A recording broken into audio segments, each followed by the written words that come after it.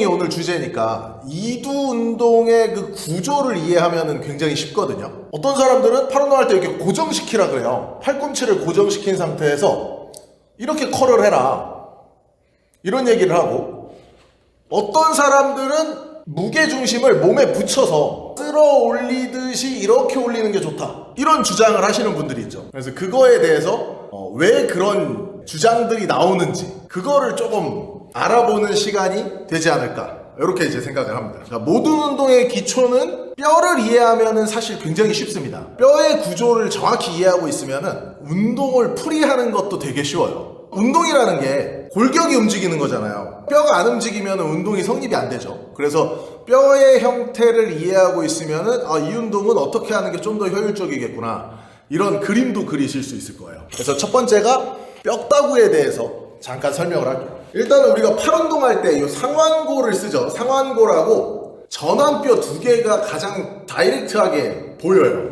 팔을 구부리는 동작, 이런 이두 동작을 하면 이두랑 전완에 있는 근육이 같이 쓰이면서 컬이 성립이 되는데, 제가 이제 항상 강조드리는 거, 이두가 어디에 붙어 있는지 명확히 먼저 이해를 해야 돼요. 그래서 이두라는 이 근육, 머리가 두 개 있는 이 근육은 전부 견갑에 붙어 있어요. 견갑에. 그래서 견갑골을 보면은 하나는 이제 코라코이드 프로세스라고 하는 튀어나와 있는 뼈, 이 상완골하고 연결되는 날개뼈의 위쪽, 스프라글레노이드 튜버클이라고 부르는데, 조금 이름은 어려워요. 이름은 어려운데 결론은 이두라는 근육 자체는 견갑으로 연결돼 있어요. 그리고 단두 같은 경우에는 다이렉트로 이렇게 견갑으로 연결되지만, 장두 같은 경우에는 이두근구라는 부분을 타고 올라갑니다. 이렇게 타고 올라가서 이렇게 들어가 있어요. 그래서 우리가 이두 운동을 잘 하려면은 가장 첫 번째로 선행돼야 되는 게 견갑이에요. 견갑. 그러니까 견갑이 안정적으로 내 몸에 딱 고정돼 있어야지 이두 운동 성립시키기가 굉장히 쉬워요. 근데 많은 사람들, 이 초보자분들 같은 경우에 특히 견갑이 어떻게 되어 있냐면 떠 있어. 이런 분들 엄청 많거든요. 날개뼈를 뒤에서 봤을 때 날개뼈 자체가 떠 있는 분들이 굉장히 많아요. 그래서 그런 분들, 날개뼈가 이렇게 떠 있으면은 팔 운동을 할 때 이 상완골두 자체가 고정이 되어 있지 않고 이게 이렇게 움직여요. 견갑이. 내가 운동을 할 때 견갑이 이렇게 움직이시는 분들의 숫자가 굉장히 많습니다. 일단 그분들은 운동이 제대로 진행될 가능성이 현저히 낮다. 특히 이두가 약하신 분들, 그러니까 내가 팔이 약해요. 그분들을 보면은 거의 한 90%는 팔 운동을 하는데 얘가 움직여. 이렇게 으쓱으쓱 하고 있을 가능성이 아주 높습니다. 그래서 일단 첫 번째는 견갑을 안정적으로 만드는 게 1번이에요. 이두 운동이든 삼두 운동이든 그거는 마찬가지입니다. 그래서 견갑이 불안정하신 분들은 견갑을 안정적으로 만드는 견갑 안정성 훈련을 인터넷에 검색해 보세요. 견갑 안정성 운동. 그러면은 물리치료사분들이나 의사분들이 설명 잘 해놓고 있거든요. 그거 따라 하셔도 돼요. 그리고 그렇게 해서 견갑이 안정적인 사람들은 이제 운동으로 들어가겠죠. 바벨을 잡고 이렇게 컬을 해요. 바벨을 잡고 컬을 하는데 어떤 사람들은 팔꿈치를 고정시키고 이렇게 컬을 하라고 해요.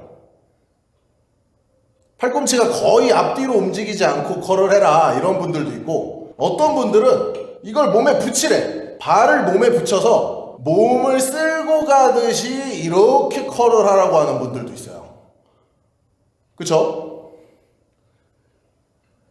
이 두 가지 운동의 가장 큰 차이점이 뭐냐면, 상완골 자체가 앞뒤로 움직이냐, 상완골 자체가 고정된 상태에서 우리 팔꿈치 관절만 이렇게 플렉션 시키면서 운동이 성립되냐, 이 차이거든요. 그럼 여기서 뭐가 더 효율적일까요? 자, 질문. 제가 구독자분들한테 질문을 먼저 드릴게요. 상완골 입장에서 상완골이 앞뒤로 움직이는 게 더 효율적일까요? 상완골이 고정되어 있는 게 더 효율적일까요? 이렇게 움직이는 컬과 고정시킨 상태에서 딱 이렇게 움직이는 컬.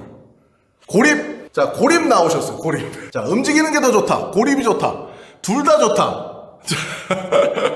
자, 이게 왜 운동에 정답이 없는 이유가 사실은 이거예요. 그러니까 운동에 정답이 없는 이유가 고립이 좋을 수도 있고 움직이는 게 좋을 수도 있어. 제가 이제 그 이유에 대해서 설명을 드릴게요. 자, 아까 이두근은 견갑에 붙어 있다 그랬잖아요. 자, 이두근은 견갑에 붙어 있기 때문에 이두의 기능 중에 하나가 이렇게 견관절 자체를 구부리는 기능을 가지고 있어요. 그래서 이두를 완전하게 수축을 시키려면, 완전 수축 개념에서는 견관절이 약간 플렉션이 돼야 됩니다. 그러니까 이렇게 견관절이 앞쪽으로 이동이 돼야지 이두 입장에서는 완전한 수축이 일어나요. 자, 이해되시죠? 이 완전한 수축을 유도시키는 운동 중에 대표적인 게 프리처 컬이라는 게 있죠. 프리처 컬. 프리처 컬은 몸에 고정시킨 게 아니라 팔꿈치를 일부러 앞쪽으로 이렇게 빼요. 이 상태에서 컬을 합니다. 이 프리처 컬의 특성은 완전 수축에 훨씬 더 많이 다가갈 수가 있어요. 견관절의 굴곡이 더해지니까. 근데 이거랑 정반대되는 운동이 있거든요. 그렇죠. 그 정반대의 컬이 인클라인 컬이에요. 인클라인 컬. 인클라인 컬은 이두를 최대한 늘린 상태에서의 트레이닝이 돼요. 그래서 프리처 컬이 완전 수축이라면 인클라인 컬은 네거티브에 특화되어 있는 트레이닝이라고 보면 되죠. 자, 그러면 이제 정답이 나와 있는 거야. 우리가 고립을 하지 않고 이렇게 드래그 컬 형태의 트레이닝은 네거티브와 파지티브를 거의 전 구간을 씁니다. 전 구간. 다른 운동하고 비교를 하자면 약간 스쿼트 같은 운동이라고 표현을 하면 좀 좋을 것 같거든요. 그러니까 가동 범위를 좀 길게 가져가는 하체 운동. 스쿼트. 가동 범위를 짧게 가져가는 하체 운동들도 있죠. 근데 팔 입장에서는 팔 입장에 네거티브 구간과 파지티브 구간을 모두 사용하는 게 그런 드래그 컬이 되는 거예요. 근데 드래그 컬의 치명적인 단점이 뭐냐면 통제가 안 되는 사람. 모든 구간에서 내가 여기서 발을 잡았어요. 드래그 끌어가지고 와서 올렸어. 이 모든 구간에서 이두로 통제가 완벽하게 된다는 전제 하에서는 드래그 컬이 굉장히 좋아. 근데 문제는 뭐냐? 통제가 어려워. 컨트롤이 어려워요. 훨씬 더. 그래서 저 같은 경우에도 중량이 조금만 올라가면은 드래그 컬에서는 통제가 안 돼요. 통제가. 그러면은 확실하게 펌핑감이 고중량으로 올라갈수록 오히려 떨어지는 경향이 생깁니다. 물론 이제 운동의 목적 자체가 힘을 키우려는 사람들 있죠. 인대건 건이건 모든 걸 강화시켜서 나는 힘을 키울 거야. 그런 사람은 드래그 컬이 훨씬 좋아요. 파워리프터 분들 같은 경우에 거기에 해당되겠죠. 왜냐하면은 사용되는 근육군이 단순히 팔만이 아니라 견갑 주변에 있는 근육, 코어 근육 완전히 반도까지 쓸 수 있기 때문에 굉장히 많은 근육을 참여시킬 수가 있습니다. 그래서 그런 분들한테는 드래그 컬을 아주 추천을 드리죠. 근데 반대로 컨트롤이 약해. 나 이거 견갑도 내 마음대로 놀고 컬을 해보니까 어깨도 막 으쓱으쓱하고 견갑이 지자리 안 있어. 지 멋대로 움직여. 이러는 분들은 드래그 컬을 먼저 하게 되면은 정말 아주 높은 확률로 운동이 개판이 될 가능성이 높습니다. 그래서 그런 분들 같은 경우에는 고립을 시키는 중립 상태의 고립 트레이닝, 아까 얘기했듯이 인클라인 형태에서의 고립 트레이닝, 파지티브의 고립 트레이닝을 선행하는 게 훨씬 더 효율적일 수 있다는 거죠. 그래서 정답이 없다는 이유는 결론은 그거예요. 내가 가지고 있는 구조적으로 가동 범위를 다 쓰는 게 제일 좋지만 그것에 대한 통제가 잘 안 된다면 내가 통제가 안 되는 부분에서 더 강화시키는 트레이닝을 해주면 좋다는 거죠. 간단하죠. 이게 이두가 가지고 있는 견갑과 상완골과의 관계를 조금 쉽게 설명을 해드린 거거든요. 여기서 이제 이두는 또 되게 재밌는 특징이 있죠. 이두 같은 경우에는 견갑과 상완골과의 관절이기도 하지만 요골이라고 하는 뼈와 상완골과의 관절이기도 해요. 근데 이 요골이 재밌어요. 엄지손가락 방향에 있는 바깥 방향에 있는 뼈가 요골이거든요. 이 요골이라고 하는 뼈는 회전이 됩니다. 회전이. 근데 이 안쪽에 있는 뼈, 우리가 팔꿈치라 그러죠. 이 팔꿈치는 회전이 안 돼. 팔꿈치에다가 손가락을 딱 댄 다음에 팔을 돌려보세요. 이렇게 한번 해보세요. 이거 구독자분들도 따라해보세요. 손가락으로 팔꿈치를 딱 잡아요. 이게 척골이에요. 척골. 척골을 잡아놓은 상태에서 손을 회전해봐.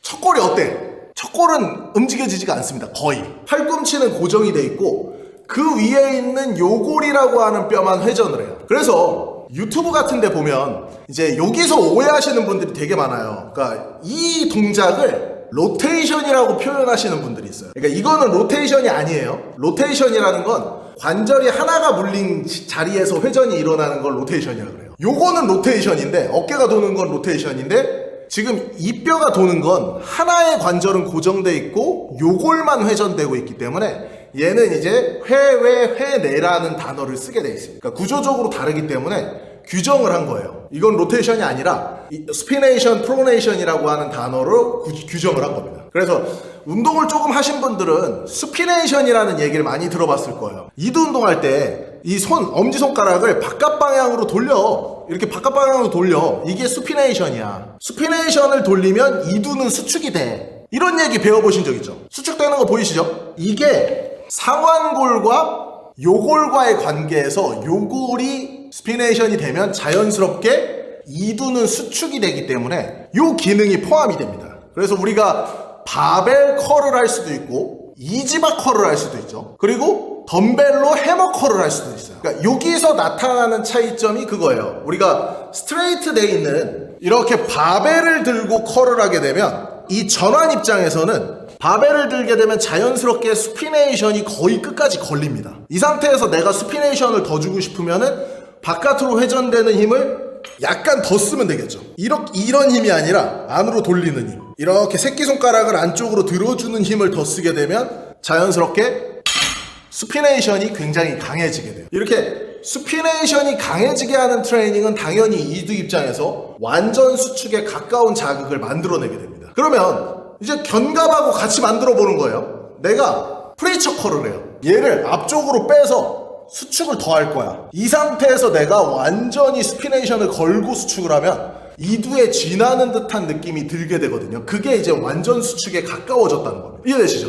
근데 나는 반대로 인클라인으로 약간 늘리기도 할 거예요. 그러면은 여기서는 완전 스피네이션을 거는 게 아니라 일부러 약간 풀 수도 있는 거야.